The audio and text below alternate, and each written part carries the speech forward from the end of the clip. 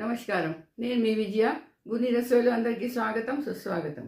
ఈరోజు నేను మీకు ఎంతో టేస్టీగా ఉన్న చుక్కకూర పప్పు చెప్తానండి. చాలా బాగుంటుంది. ఇది కంటికి చాలా మంచిదండి. పిల్లలకి, పెద్దవాళ్ళకి అందరికీను హెల్త్కి కూడా చాలా మంచిది. వారంకి ఒక మాటైనా ఇది చేసుకోవచ్చు. రండి, ఇది ఎలా చేస్తారో చెప్తాను అండి. దీనికోసం కావాలి ఒక కప్పు కందిపప్పు. ఇది నానబెట్టుకున్నానండి. అరగంట అయింది నానబెట్టుకొని.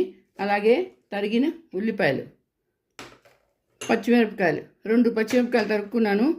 తర్వాత వెల్లుల్లిపాయలు 2 నుంచి 3 వెల్లుల్లిపాయలు చెమ్మలు తరిగి పెట్టుకున్నాను. ఆవాలు, ఇంగువ, మెంతులు, ఎండుమిరపకాయలు, పసుపు, కారం, తర్వాత నూనె.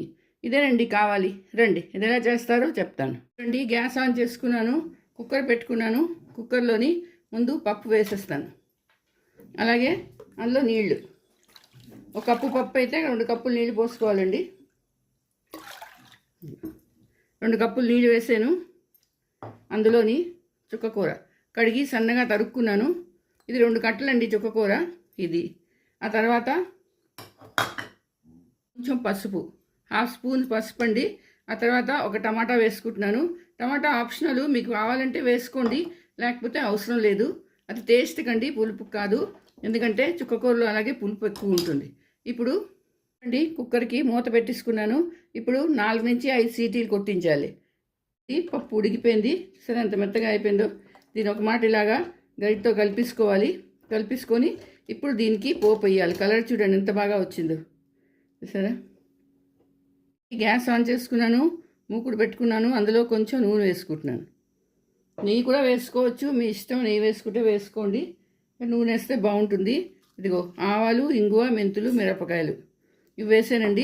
2 మిరపకాయలు, ఎండుమిరపకాయలు, కొంచెం కరివేపాకు వేసుకొని ఇది తాలింపు పెట్టుకోవాలి.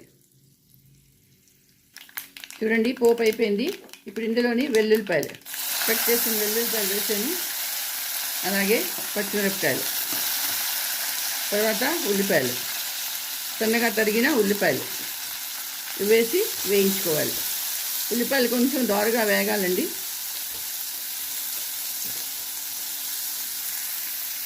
ఉల్లిపాయలు వేగిపోయి ఇప్పుడు ఈ పప్పు ఇందులో వేసుకుంటాను.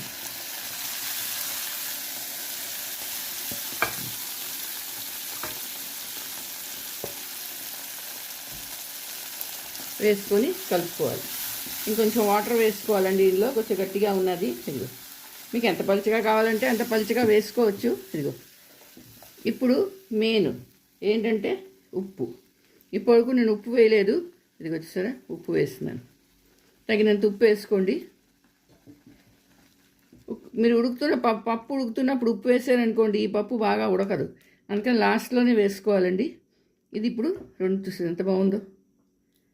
ఇక మెత్తగా ఉడికిపోయింది చూసారా. 4 నుంచి 5 సీటీలు కొట్టించాలి. ఇది ఇప్పుడు 2 ఉడుకులు రావాలండి. ఇగోటండి, పప్పు రెడీ అయిపోయింది. సరే, ఇగో ఎంత బాగుందో చూడండి. చాలా టేస్టీగా ఉంటుందండి ఈ పప్పు.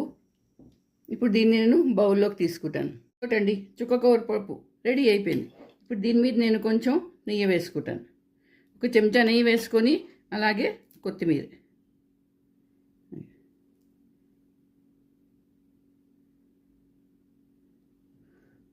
చూసారా,